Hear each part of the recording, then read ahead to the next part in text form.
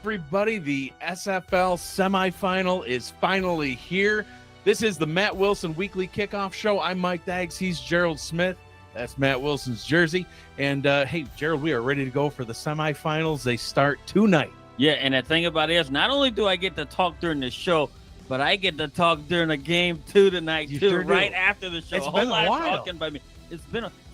Feels like forever, man. It does feel like forever. It's been far too long since It we've has been able It's to been like 3 weeks. do the show and then call a game. And yeah, I'm looking forward to it. We've got a couple of great matchups tonight. Matchups to decide who goes to the season 22 SFL championship game, and those matchups will be decided tonight. And then we'll have the championship kickoff next weekend. So without further ado, let's jump right into it tonight. Let's get into tonight's schedule. So starting at 6:30 p.m. Eastern time, just a half hour from now, game one of the SFL semifinals kicks off. Minnesota at Florida with myself and Gerald Smith on the call. Like you said, it's been far too long. I'm looking forward to getting back on the air. Couple of scrubs, yipping and yapping for about 2 hours. So Yeah. Yep. Buckle in. Yeah, settle in, get your earplugs ready, as here we are. So maybe we should get some like earplugs and logos on them so that we can at least, if they don't want to listen Why to us, not? we can at least sell merch. I don't know. So then the second game at 9 p.m. Eastern time, DC at Canton.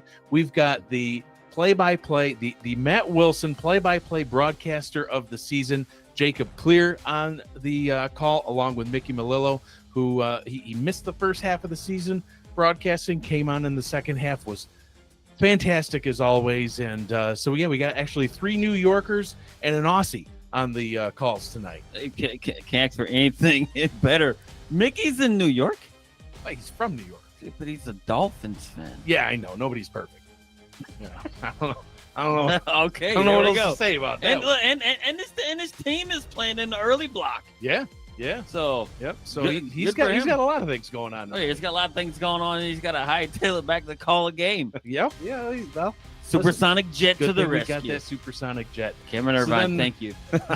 1 week from tonight, the SFL championship game will kick off. Like I said, those the matchup to be determined later on throughout this evening. And $1.99 super chat from Z Bull. That's Matt Wilson's mother. Appreciate her joining us. I think she's actually tuned into every single show, Gerald. At least That's a good thing. at least it seems it, because she's always commenting. So It's nice. appreciate you being here and watching as we try our best to always honor and remember the late Matt Willson. So now let's get into our normal breakdown, but we're gonna actually wait on that for just a sec, because we're gonna go into a little bit of a different segment tonight as we head into something that we are going to refer to as the road to the playoffs. I gotta have a little technical issue I gotta go and handle real quick. As I thought I had fixed this earlier, Gerald. But, What we got to fix now? Listen, Technical difficulties. how many seasons or how many shows we've done, and I've only had to walk off camera twice now. The first time I was able to play it off, this time not so much. But hey, now we're good to go. Yeah. So all right, she's gonna rescind that super chat. So anyway, let's talk about the road to the playoffs for each of these teams. Minnesota, we'll start with them. This is only their 4th season that they've been in the league, but they've actually always made the postseason in all 4 of those seasons, but they've never won a game in the playoffs up until last week. They finished 7-5 back in season 19, 8-4 in season 20. They went 4-8 in season 21, kind of regressed a little bit, but they still won their division It's with a 4-8 record. Yeah, and it's kind of crazy at 4-8, and that was not And I remember last season, because that wasn't even their division to win. Indy fell apart right at the end and lost a game they probably shouldn't have, and they won, and they actually snuck right in. So Snuck into the playoffs. But you still made win, it. and won a division at 4-8. They did. They won the division, but they didn't. They've never won that playoff game until finally they did win a playoff game last week. Season 22, they finished 10-2, and then they won their first playoff game, an instant classic, a 30-27 win over Houston. We were talking about that game right before our show started tonight. Houston, you said, was up at 1.2 scores. Yeah, I do believe they're up 2 scores, and then and look, and I'm end up talking about in the breakdown too as well, where they were actually down in the 4th quarter as well by 3 points. Were able to get down there with under a minute and kick a game-tying field goal by double M7 with like 4 seconds left to go, and then he forced overtime and was able to pull out the win in OT. Yeah. How else would you want to win your first ever playoff game? You know? In dramatic fashion. Absolutely. And on the leg of double M7. Double M7 himself. They started off the season with a loss. It was a 31-19 loss against Fort Worth. And I think people might have been thinking, more of the same from season 21. After the first, it was actually week 2 because they had a bye week in week 1, and then they lost that game. But they actually would go on to win their next 7, and then they wouldn't lose again until they played Baltimore in Baltimore, where Baltimore pretty much never loses. Right.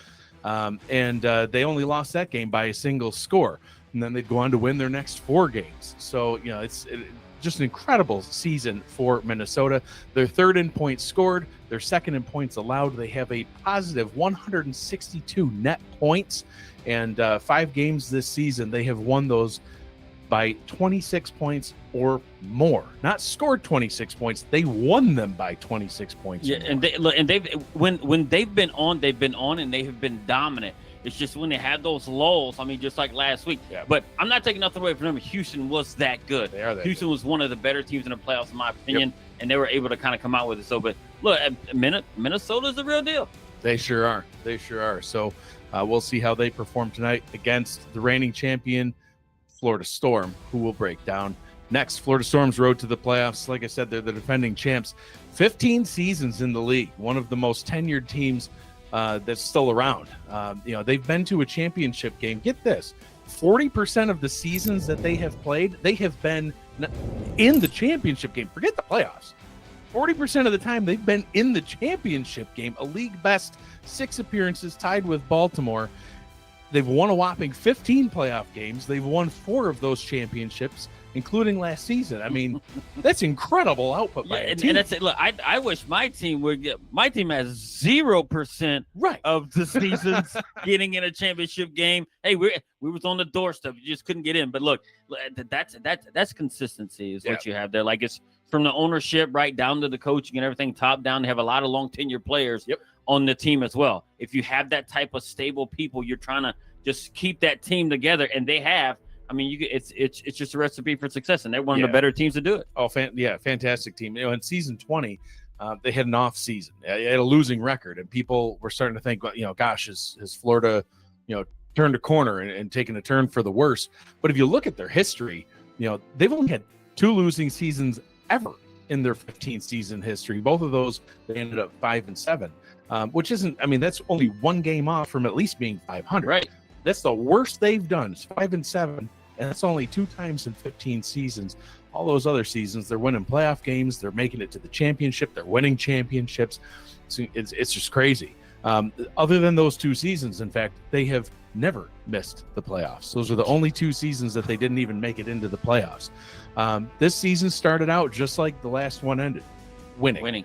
They're just winning away. They won every game through week 12. Last season, they won every game through week 11. So, did even a little bit better this season.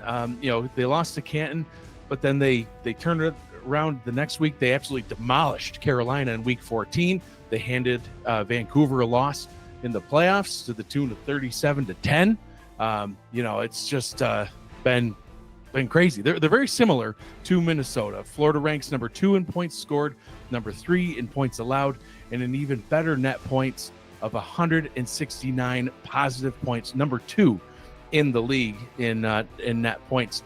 They went 10-2 last season and won the championship, Gerald. This season, they finished 11-1, and a convincing win in the playoffs, and here they are. They're about to take on Minnesota.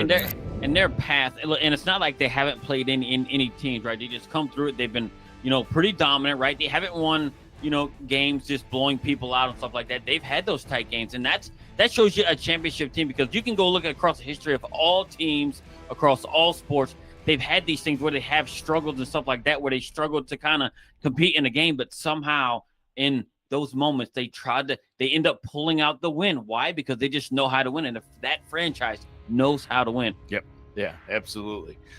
In the second block tonight, we've got DC at Canton. Let's talk about DC's road to the playoffs. Another long storied history from this franchise with a gap. There's a bit of a gap. It took a little bit of a break at one point. They started back in season 5. They went 5-3, which was in then an 8-game regular season.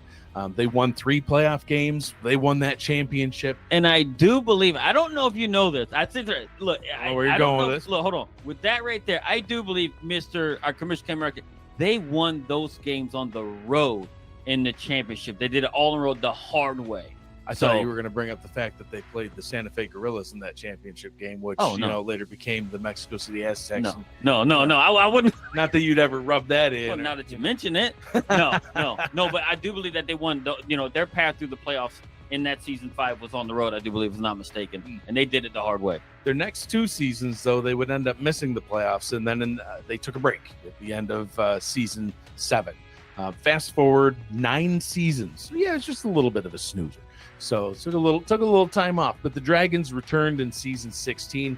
It wasn't the return that they had hoped for. Both in season 16 and 17, they went 3-9. Since that time, though, they've posted winning records and made the playoffs 4 out of the past 5 seasons. So it took a couple seasons to get it going, but they're going now. They are going. This season started off strong. They were 3-0, but then they got thoroughly beaten by Fort Worth and then Canton. Posted a couple of losses. Now they're at 3-2. Since then, they won 8 in a row. So, it's like, oh, never mind. Including a playoff win over those same Fort Worth Toros who handed them their first loss, earlier on in the season. They beat them 23-7. So handled them in the playoffs, just like you would expect a 10-2 team to do. Yeah, and all that and what they did, they actually repaid Fort Worth for how they beat them early on in the season. They're like, oh yeah. Yep. We're gonna beat you guys down, kind of like what you beat us. The score, it was a lot tighter than that, but they to score him and say, hey, look, you got to win, you win. Yeah, absolutely. So they posted their best record in franchise history at 10-2. They haven't been to a championship game since September 27th of 2015. Could they return? They've got quite a opponent to beat who's standing in their way. I guess we'll see. Look, do they have the tools to do it? Yes. Will they do it? We're gonna find out. We will find out. So Canton is that team that's standing in their way. Let's talk about their road to the playoffs. This is only Canton's 4th season as well, just like Minnesota. Back in season 19, they started off at 6-6. Season 20, they actually got a little bit worse. They went 4-8. Season 21, however, they seemed to figure things out. They went 7-5. They went to the playoffs. They even won a playoff game. This season, there's no other way to say it. They've been unstoppable. They came out of the gate swinging. They shut out the Arizona Scorpions 28-0. They proved week in and week out that it's not a fluke. They're winning every game this season by 2 touchdowns, not just 2 scores, 2 touchdowns or more. Scored a league best 431 points. They've allowed a league lowest 54 points. I talked about Minnesota and Florida's positive net points that they had. It was 162 and 169. Yeah, try 377. Positive net points. Obviously, the best in the league. Yeah, look, I don't think my team has scored their differential between the points all season long. Yeah, I don't think so. That's insane. Yeah, that's absolutely crazy numbers. They're back in the playoffs now. They took out Baltimore last week, the team with the best postseason records of all time. Baltimore has the most playoff games played, the most playoff games won, the most championship appearances tied with Florida, and they have the most championship wins. And Canton beat them by shutting them out. Look, I was surprised. I thought Canton, Baltimore was able to compete in some way. Yeah, but it was they put up some points. It was a dismantling. It was bad. Yeah. It wasn't pretty at all. Nope, absolutely. So their road to the playoffs has been the most dominant of any team ever. There's really no other way to say it. So, that's that. Yeah, it is. That's what. That's that. I laugh, but I'm like, that's all we can do at this point is just say, like, I can just laugh about it because there's not a whole lot more we can say about Canton and what they're doing. Nope, there's not. So, but we're gonna anyway because we're gonna break down the DC Canton matchup. So that was the 4 teams' road to the playoffs. Let's get into tonight's specific matchups. First up, we'll have the game that we're doing, but let's talk about DC at Canton that we've got going on at 9 p.m. So we've got the number 2 team in the North visiting the number 1 team in the North. They face each other back in week 6, like we talked about earlier on. Canton won that game 31-9. But there's been a lot of film since that time, and DC will have made some adjustments based on what they saw, not only in the game that they already played against Canton, but in the 8 weeks since that time. There's been a lot of other games played. So DC's not a team to just not adjust. And the way that they've kind of done in that for the seasons, right? They've steadily improved. Yep. And this season was one of the things too, right? They started out a little hookup, but they just steadily improved. They did. They absolutely did. And you've talked about it in the past about how Canton, if you're going to beat them, you need to play mistake-free football. Yep. Right? 100%. Right. Sebastian Synergy, the quarterback for DC, he's the only quarterback left in the playoffs who has not thrown a pick in the postseason. That's a start. So that's a start. He's played mistake-free thus far. That they'll need to continue that trend tonight, obviously. This is the 3rd time that these teams have faced each other. DC actually won the first time they met. Then, obviously Canton earlier on this season, they won that second matchup. 3rd time's the charm, but for who? So who's going to end up getting this win? Your thoughts on this one? We'll start with DC. Look, and DC's offense didn't wow anybody, right? Last week, what they did, right? Especially not what we're accustomed to them, seeing them do. They only had 229 yards of total offense last week.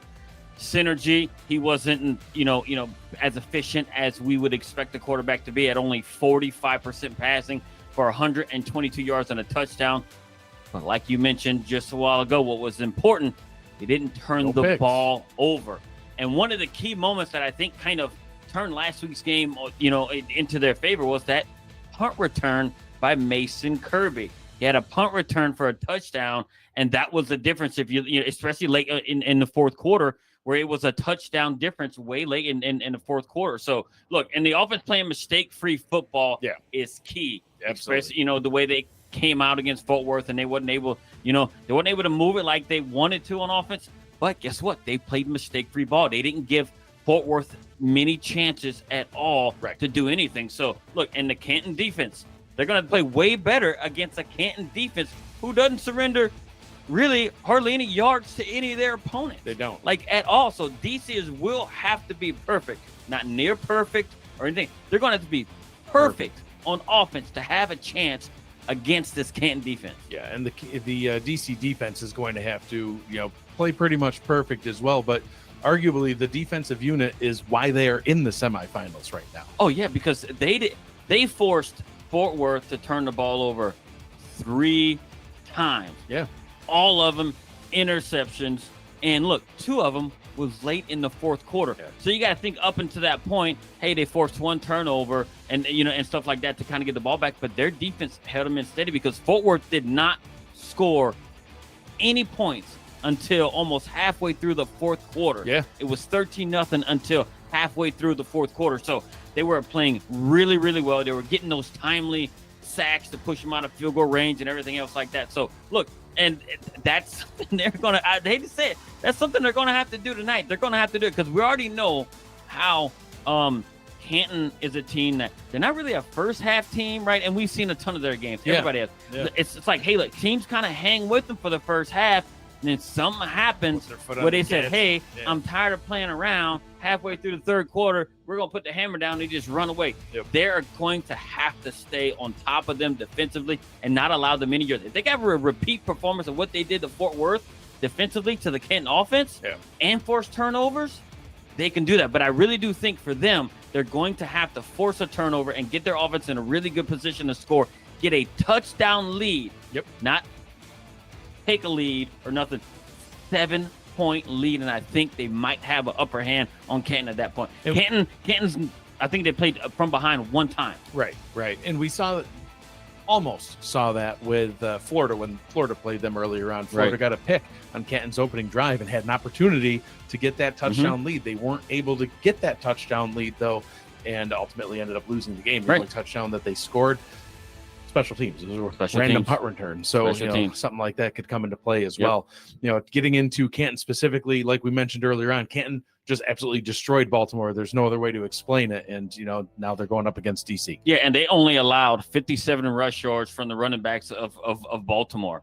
Sacked the quarterback 3 times and only allowed 34% completion on the day last week. And only allowed 192 yards of offense and 0 points to Baltimore. Yeah, There's crazy. no other way to explain that defense. You ain't even got to name anybody and call anybody out or say anything else.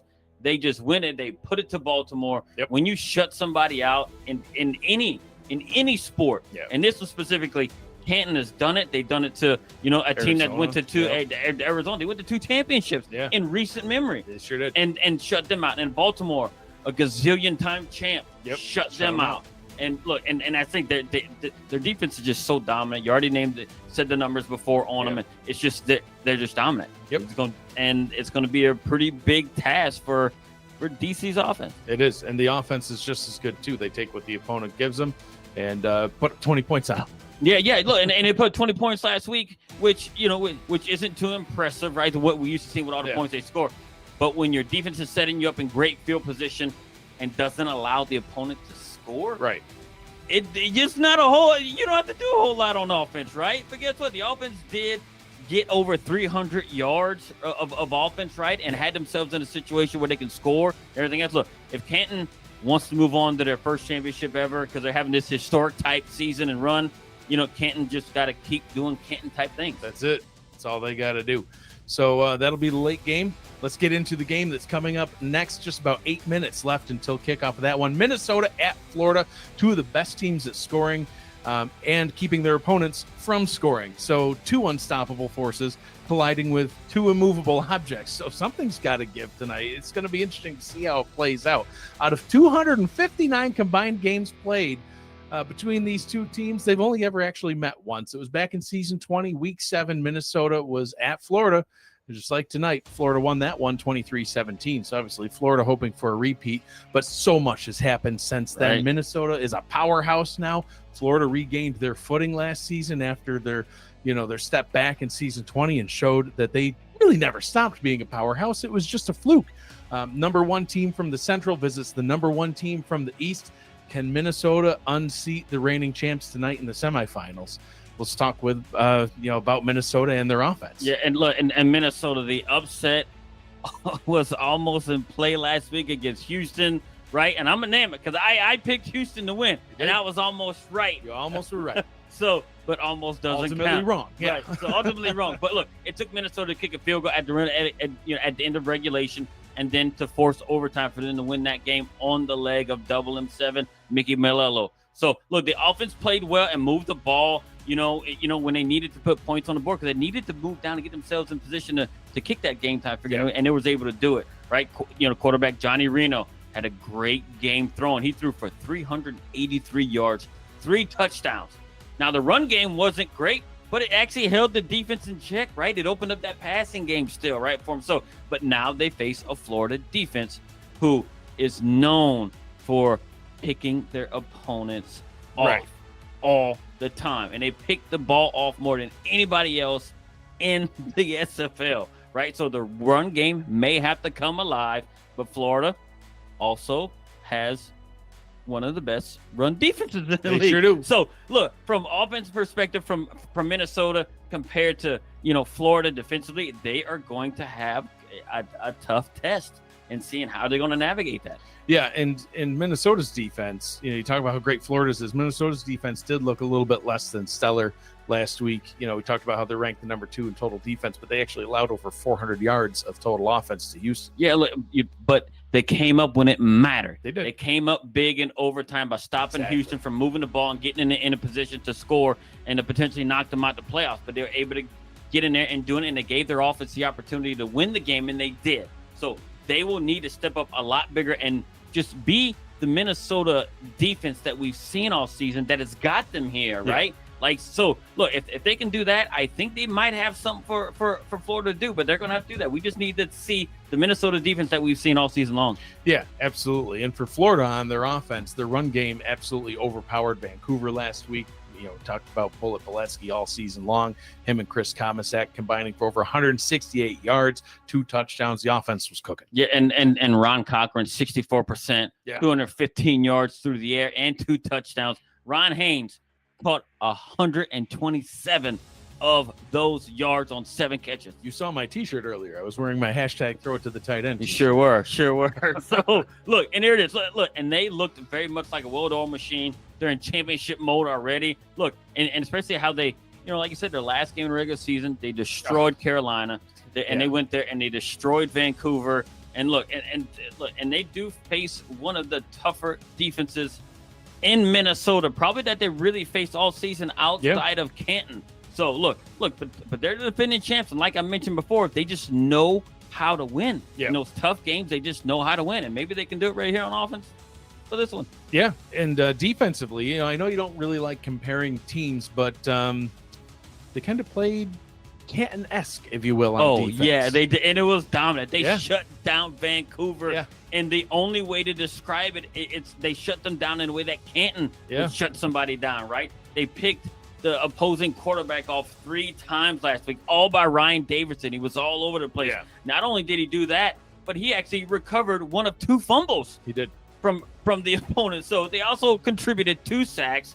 The defense plays the run, and we talked about this, before. The defense plays the run extremely well on all levels, from the front 4 to the second level, the linebackers, and all the DBs, right? And they actually have picked off, like I mentioned earlier, quarterback, more than anybody else. They average 3 interceptions a game. It's insane. That includes the playoffs. Yeah. It's insane. The defense is extremely dominant across the board. So Minnesota, I know they love to throw, but they're going to have to watch how they're going to throw. If not, they're going to be another statistic picking off three balls a game. Yeah. And they could be looking at themselves at home. So they got to come up with something. They are indeed. And this is just minutes away from kickoff. I'm excited to see how this one plays out. I couldn't have picked a better game for us to call for our 16th game of the season.